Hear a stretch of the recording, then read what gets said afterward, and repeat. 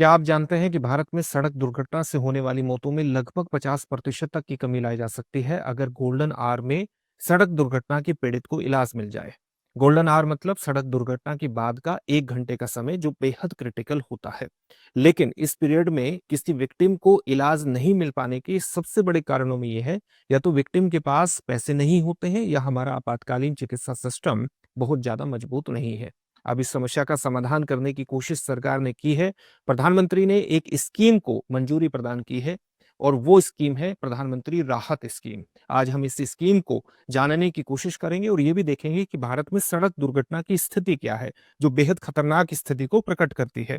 तो पीएम राहत का मतलब क्या हुआ? प्रधानमंत्री road accident victim hospitalisation and assured treatment, यानी जो रोड एक्सीडेंट का विक्टिम है, जो सड़क दुर्घटना का पीड़ित व्यक्ति है, उसका तुरंत हॉस्पिटलाइजेशन करना है और साथ ही उसे एक सुनिश्चित इलाज उपलब्ध कराना है। और ये जो सुनिश्चित इलाज होगा, ये क्या होगा? कैशलेस होगा, यानी पूरी तरह से निशुल्क होगा। और इसमें एक राशि भी तय की गई है कि कितने तक का निशुल्क इलाज मिलेगा। उसका भुगतान सरकार द्वारा स्थापित व्यवस्था के माध्यम से किया जाएगा, ताकि भारत में सड़क दुर्घटना से होने वाली मौतों की संख्या को कम से कम किया जा सके और भारत का जो आपातकालीन चिकित्सा सिस्टम है उसे भी मजबूत बनाया जा सके। अगर भारत में सड़क दुर्घटना से होने वाली मौतों की स्थिति आप देखें तो उसके अंतर्गत नेशनल क्राइम रिकॉर्ड ब्यूरो यानी एनसीआरबी के डेटा को आपको देखना चाहिए। पिछले साल ही वर्ष 2025 में उसकी वर्ष 2023 की रिपोर्ट आई थी, जिसको हम सड़क दुर्घटना रिपोर्ट 2023 के नाम से जानते हैं। उसके माध्यम से आपको पता चलेगा कि वर्ष 2023 में भारत में कुल मिलाकर के 4,64,029 सड़क दुर्घटनाएं हुई हैं और इसमें 1,73,826 लोगों की मौत हुई है।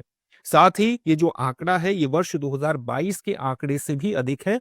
1.6% की वृद्धि वर्ष 2023 में देखी गई वर्ष 2022 के मुकाबले, क्योंकि वर्ष 2022 में सड़क दुर्घटनाओं में 1,71,100 व्यक्तियों की मौत हुई थी और 2023 में 1,73,826। और अनुमान ये कहता है कि अगर गोल्डन आवर में यानी दुर्घटना के बाद का जो 1 घंटे का पीरियड है उसमें इलाज उपलब्ध हो जाए तो 50% लोगों की, लगभग 50% लोगों की जान बचाई जा सकती है। इसलिए प्रधानमंत्री राहत स्कीम का एक विशिष्ट महत्व स्थापित हो जाता है।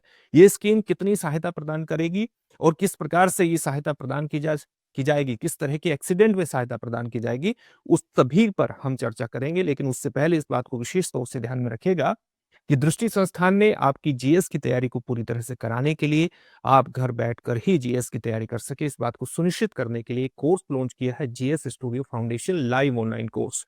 ये मात्र 24,999 में आपकी जीएस की तैयारी को मात्र 14 महीने में पूरा करा देगा। और इसकी सबसे खास बातों में शामिल है कि इसको करने के बाद जब आप दृष्टि संस्थान की किसी शाखा में जाएंगे और ऑफलाइन बैच में, जीएस फाउंडेशन ऑफलाइन बैच में एडमिशन लेंगे, तो वहां पर इस सारी फीस को एडजस्ट कर दिया जाएगा, यानी ये कोर्स आपको पूरी तरह से फ्री में पढ़ने वाला है। इससे संबंध में जो बैच है, इसके संबंध में वो हिंदी, इंग्लिश और इंग्लिश तीनों में ही उपलब्ध होंगे। इंग्लिश के बैच में हिंदी और इंग्लिश दोनों में चीजें समझाई जाएंगी, नोट्स उपलब्ध होंगे इंग्लिश में। किसी भी बैच में आप एडमिशन ले सकते हैं। एडमिशन लेने के लिए डिस्क्रिप्शन में दिए गए लिंक पर जाइए, एडमिशन सुनिश्चित कर लीजिए। एडमिशन लेने का एक और तरीका है, दृष्टि लर्निंग ऐप को डाउनलोड कर लीजिएगा। दृष्टि लर्निंग ऐप के माध्यम से भी एडमिशन हो जाएगा।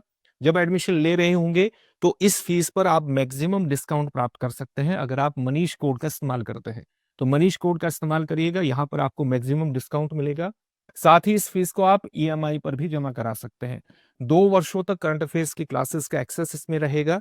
जो पढ़ाया जाएगा उसकी पीडीएफ फाइल मिलेगी, नोट्स बनाने में कोई दिक्कत नहीं होगी। 10 कलर प्रिंटेड बुकलेट्स होंगी जो जीएस के अलग अलग विषयों को कवर करेंगी। प्रीलिम्स और मेंस के 18 टेस्ट भी होंगे ताकि आप अपनी तैयारी का मूल्यांकन कर सके। अपने आप में कंप्लीट पैकेज है, मौका मत चूकिएगा। किसी भी प्रकार का डाउट हो तो 8750187501 पर कॉल कर लीजिएगा। चलिए अब पीएम राहत स्कीम के बारे में सामान्य चीजें हासिल कर लेते हैं। सबसे पहले आपको यही जानना है कि इस योजना की पात्रता कौन लोग रखेंगे। तो ये तो आपको पता है कि सड़क दुर्घटना के विक्टिम रखेंगे, लेकिन सड़क दुर्घटना कौन सी, अगर नेशनल हाईवे पर हो या स्टेट हाईवे पर हो या आपकी ग्रामीण सड़क पर हो, तो सभी में ये योजना लागू होगी। यानी अगर किसी का एक्सीडेंट नेशनल हाईवे पर हुआ हो, चाहे ग्रामीण सड़क पर हुआ हो, चाहे स्टेट हाईवे पर, सभी इस योजना के अंतर्गत आएंगे। सभी लोग इसके विक्टिम जो होंगे सड़क दुर्घटना के, वो उसके पात्र होंगे। वित्तीय सहायता कितनी प्रदान की जाएगी इसके अंतर्गत? 1.5 लाख रुपए की निशुल्क सहायता। कैशलेस सहायता प्रदान की जाएगी और 7 दिन तक का इलाज कवर किया जाएगा। 7 दिन तक का इलाज, लेकिन 7 दिन तक के इलाज में ये 1.5 लाख तक की सीमा रखी गई है। स्थिरीकरण प्रावधान, स्टेबलाइजेशन प्रोविजन क्या है? आप ये जानते हैं कि जब सड़क दुर्घटना हो जाती है तो सबसे पहले कोशिश ये की जाती है कि विक्टिम की हालत को स्थिर किया जाए। कुछ दुर्घटनाएं गंभीर होती हैं, कुछ गैर गंभीर होती हैं। गंभीर का मतलब हुआ कि विक्टिम जो है उसकी जान को खतरा है। गैर गंभीर का मतलब जान को खतरा नहीं है, प्रारंभिक इलाज की जरूरत है। तो दोनों ही स्थितियों में, चाहे प्रारंभिक इलाज करना हो चाहे आपातकालीन इलाज करना हो, इस योजना के अंतर्गत कवर किया गया है। ठीक है, इस बात को भी ध्यान में रखिएगा। सहायता की प्रक्रिया क्या होगी? जब कोई भी सड़क दुर्घटना होती है तो विक्टिम खुद भी कॉल कर सकता है। गुड समैरिटन, जो अच्छे राहगीर हैं, जिसको यहाँ पर राहवीर कहा गया है, वो भी कॉल कर सकते हैं, या कोई अन्य व्यक्ति राह से गुजरता हुआ कॉल कर सकता है। हेल्पलाइन नंबर क्या होगा? 112, यानी 112 हेल्पलाइन नंबर पर कोई कॉल कर सकता है। तुरंत एम्बुलेंस की जानकारी, नामित अस्पताल की जानकारी प्राप्त हो जाएगी। साथ ही कार्यान्वयन तंत्र की बात करें तो कौन से मंत्रालय के अंतर्गत इस योजना का कार्यान्वयन किया जाएगा? Ministry of road transport and highways इस योजना का कार्यान्वयन करेगा।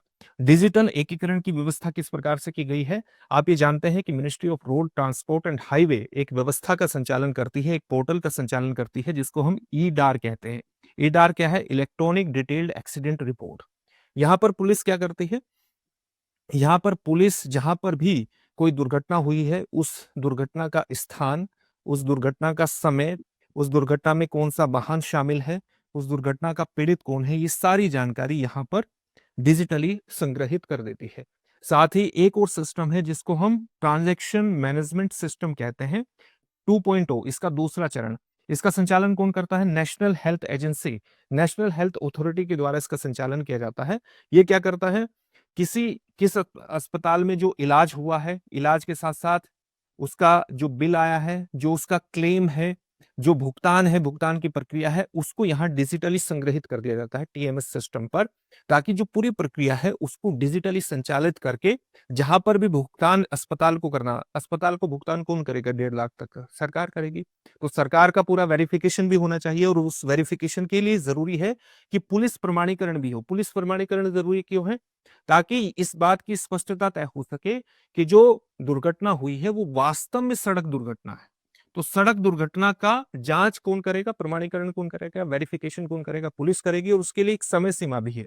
समय सीमा क्या रखी गई है कि जो गैर गंभीर दुर्घटनाएं हैं उसके अंतर्गत 24 घंटे के भीतर प्रमाणीकरण करना होगा पुलिस को, और जो गंभीर दुर्घटनाएं हैं उसमें 48 घंटे के भीतर उनका प्रमाणीकरण पुलिस को करना होगा। ठीक है, ये भी आपने जान लिया।